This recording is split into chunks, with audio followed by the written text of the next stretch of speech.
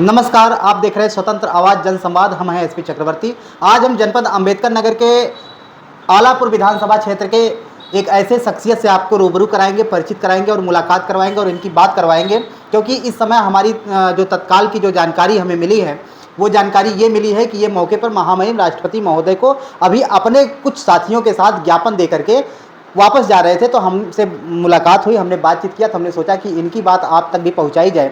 जहां तक मैं इनकी बात सुन करके ये समझ सका हूं कि पूरे प्रदेश में जंगल राज कायम है। किसी के साथ गोली के साथ कांड किया जा रहा है, किसी को गोली मारा जा रहा है, किसी को जिंदा जलाने का काम किया जा रहा है, कहीं पर बहन बेटियों के ऊपर मिट्टी का तेल छिड़क करके उनके लाश को जलाने का काम किया जा रहा है। ऐसे ही संबंध में कुछ अपना ज्ञापन लेकर के आए हैं और ज्ञापन जो इन्होंने सौंपा है महामहिम राष्ट्रपति महोदय को।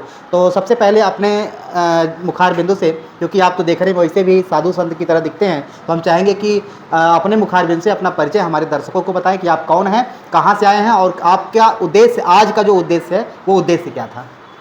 हम आज़ाद अधिकार सेना पार्टी के जिला अध्यक्ष अंबेडकर नगर मिथुलाल यादव पद पे जिला अध्यक्ष पद पे काम कर रहे हैं और हमारे राष्ट्रीय अध्यक्ष श्री अमिताभ ठाकुर जी का जो उद्देश्य है उस पर हम चल रहे हैं। उन्होंने ज्ञापन दिलवाए हैं, ज्ञापन हम लोग दिए हैं राष्ट्रपति महोदया को, कि जिसमें देख रहे हैं कि जगह जगह पे कई लोग जलाए जा रहे हैं, बिरादरी के नाम पे, जात के नाम पे, कहीं कोई किसी को चाकू कोई मार दे रहा है। एकदम जंगल राज कायम कर रखे हैं। जहाँ पे चला जाए तहसील अफसर से लेकर थाने अफसर तक बस कोई मतलब कि सत्य को जानने के लिए तैयार ही नहीं है कि सच है क्या चीज़ है। जहाँ देखा जाए तहाँ बस कोई एक ही चीज़ चल रहा है कि अगर पैसे देता है आदमी तो उसको पहचानते नहीं, किसी को कोई पहचानने वाला है नहीं, किसी की आवाज़ नहीं सुनाई पड़ती है कि अगला कहना क्या चाहता है। अगर किसी के पास कुछ है, पैसे है, घूस देने की क्षमता है तो उसका काम होगा, नहीं तो किसी का काम हो नहीं रहा है। नेताजी, अच्छा एक बात बताइए, नेताजी का मतलब आप इस समय जन अधिकार सेना है, आज़ाद अधिकार पार्टी के आप जिला अध्यक्ष अंबेडकर नगर हैं जी। और जो आपने अभी मुद्दा उठाया कि चाकू मारने की जो घटना है, यानी बनारस वाले मिश्रा जी को अभी तत्काल की जो घटना है उनके पेट में चाकू मारा गया, और जो प्रयागराज की बहुचर्चित घटना है, एक दलित युवक को सीधे सीधे जिंदा खड़ा सीधे जला दिया गया। वो जलते हुए भाग रहा है और लोग उसको देख रहे हैं।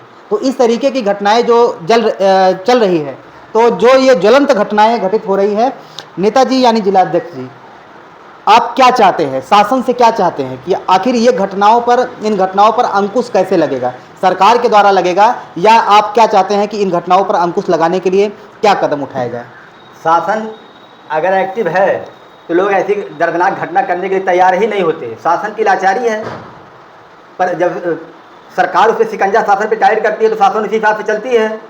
शासन फेल है, इसीलिए मतलब ये घटनाएं घट रही हैं, लोग यानी कि मनफब कर रहे हैं। यानी कि आप आरोप लगा रहे हैं कि ये जो घटनाएं घट रही हैं, लोगों के साथ हत्या की घटनाएं घट रही हैं, लोगों को जलाया जा रहा है, इसमें शासन का हाथ है, उत्तर प्रदेश सरकार का हाथ है, ये आप कहना चाह रहे हैं। शासन जो है तो मतलब आज प्रदेश के सरकार के हिसाब से जो चल रही है। उत्तर प्रदेश सरकार, जैसा कि हम आपको बताना चाहेंगे, उत्तर प्रदेश सरकार के सबसे जो मुख्यमंत्री आदित्यनाथ योगी जी हैं, आदित्यनाथ योगी जी ने तमाम लोगों के घरों पर बुलडोजर चलाने का काम किए, तमाम जो गुंडे थे, आतताई थे, उन लोगों को धराशायी करने का काम किए, एनकाउंटर का काम किए। तो कितना चाहते हैं अभी आप, और कितना बदलाव चाहते हैं?